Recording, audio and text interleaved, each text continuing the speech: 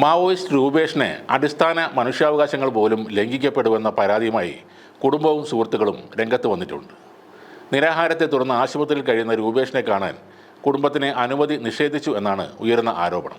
രഹസ്യാന്വേഷണ വിഭാഗത്തിൻ്റെ കത്തിൻ്റെ അടിസ്ഥാനത്തിലാണ് അനുമതി നിഷേധിച്ചതെന്ന് സൂപ്രണ്ട് രേഖാമൂലം അറിയിച്ചതായും പരാതിയിൽ പറയുന്നുണ്ട്. തടവുകാരന് നിയമസഹായം ലഭിക്കാനുള്ള സാധ്യത ഇല്ലാതാക്കുന്ന ജയിൽ സൂപ്രണ്ടിൻ്റെ നടപടി ജയിൽ നിയമങ്ങളുടെ ലംഘനമാണെന്നും സുഹൃത്തുക്കൾ ആരോപിക്കുന്നു. മുഖ്യമന്ത്രിയുടെ ഉറപ്പ് പാലിക്കപ്പെട്ടില്ലെന്ന് കുടുംബവും ആരോപിച്ചു. രൂപേഷിൻ്റെ പുസ്തകം പ്രസിദ്ധീകരിക്കാൻ തടസ്സങ്ങളൊന്നും ഉണ്ടാവില്ലെന്ന് മുഖ്യമന്ത്രി പിണറായി വിജയൻ ഉറപ്പ് നൽകിയിരുന്നതായും രൂപേഷിൻ്റെ കുടുംബം പറഞ്ഞു. ആശുപത്രിയിലേക്ക് മാറ്റിയ രൂപേഷിൻ്റെ ആരോഗ്യാവസ്ഥ ഗുരുതരമായി തുടരുകയാണ്. മഞ്ഞപ്പിത്തം ബാധിച്ചിട്ടും രോഗിയുടെ വിവരങ്ങൾ അറിയാൻ കഴിയുന്നില്ലെന്നും കുടുംബം പരാതി പറയുന്നു. പുസ്തകം പ്രസിദ്ധീകരിക്കുന്നതിനുള്ള നടപടികളുമായി മുന്നോട്ട് പോയിരുന്നു. എന്നാൽ മുഖ്യമന്ത്രി ഉറപ്പ് നൽകിയിട്ടും ജയിൽ വകുപ്പ് അനുമതി നിഷേധിക്കുകയാണ്. അതിന് പിന്നാലെ കോടതിയെ സമീപിക്കാൻ തീരുമാനിച്ചെങ്കിലും വക്കാലത്ത് ഒപ്പിട്ട് വാങ്ങുന്നത് പോലും ജയിൽ അധികൃതർ തടയുകയാണെന്നും കുടുംബം ആരോപിക്കുന്നു.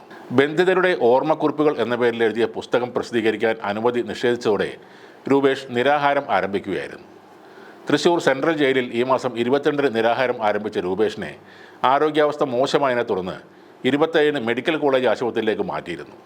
ശരീരത്തിൽ സോഡിയം കുറയുകയും തുടർന്നുള്ള പരിശോധനയിൽ മഞ്ഞപ്പിത്തം സ്ഥിരീകരിക്കുകയുമായിരുന്നു. ഒട്ടേറെ കാലം പോലീസിന് പിടികൊടുക്കാതെ കഴിഞ്ഞിരുന്ന രൂപേഷ് പിടിയിലായത് തന്നെ ആ പ്രസ്ഥാനത്തിൻ്റെ ഉള്ളിലുള്ള തർക്കമാണ് എന്നാണ് പറഞ്ഞു കേട്ടിരുന്നത്. ആക്രമണ സ്വഭാവമുള്ള രീതിയോട് അനുകൂലിക്കുന്ന പുതിയതായി വന്ന അംഗങ്ങളും രൂപേഷ് അനുഭാവികളും പതിയെ 2 തട്ടായി മാറുകയായിരുന്നു.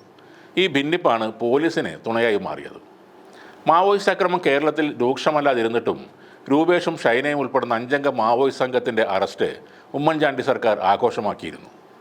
സോളാർ അഴിമതിയുടെ പേരിലും ബാർക്കോഴയുടെ പേരിലും മുങ്ങിത്താഴാൻ നിന്ന ചാണ്ടി സർക്കാരിനെ മാവോവേട്ട നൽകിയ പിൻബലം അത്ര ചെറുതായിരുന്നില്ല. പ്രവീൺ എന്ന രൂപേഷ് രാമചന്ദ്രൻ്റെയും സുമയുടെയും മകനായി തൃശൂർ വാടാനപ്പള്ളിയിലാണ് ജനിച്ചത്.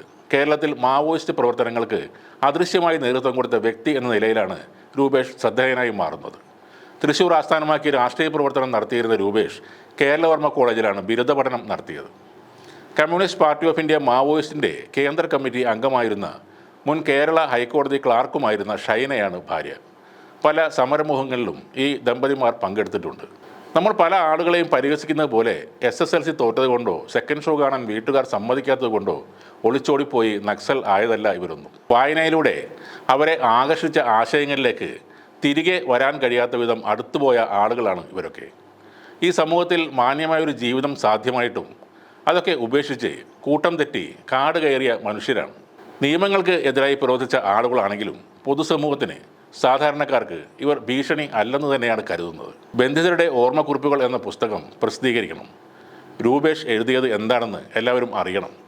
അതിലെ ശരിയും തെറ്റും വായനക്കാർക്ക് കണ്ടെത്താം. നല്ലത് മാത്രം സ്വീകരിക്കാം. കൊടും കുറ്റവാളികൾക്ക് പോലും വലിയ ഇളവുകൾ നൽകുന്ന ഈ നാട്ടിൽ രൂപേഷിനും ന്യായമായ അവകാശങ്ങൾ കിട്ടേണ്ടത് തന്നെയാണ്.